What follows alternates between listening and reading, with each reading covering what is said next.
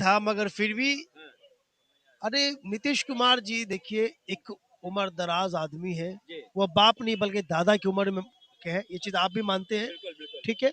अरे उनका बस एक ही मिजाज था, हाँ, एक ही बात थी कि जैसे नियुक्ति पद उन्होंने दे रहे थे, हाँ। तो बस उनका यही बात था कि बाबू थोड़ा सा चेहरुआ के नीचे करो, अच्छा, तनी कैमरा की तरफ फोकस करा। अच्छा। यही मिजाज था। हाँ। अब वैसा कोई बात नहीं थी जो जिस तरह से विपक्ष वाले लोगों ने जिस तरह से हंगामा मचा के रखा पूरा हुआ हंगामा। है, जी, जी। वो हंगामा इन लोगों को तो डर है ना। हाँ, इन लोगों को डर है अच्छा। कि मुसलमान को किसी तरीका से हाँ, मुसलमान को बहका दे, मगर मुसलमान जाहिल थोड़ी है, हाँ, शिक्षित एजुकेशन है। जो जाहिल जाहिल उनके राज में थे हाँ। जो 2005 से पहले सरकार चला रहे थे।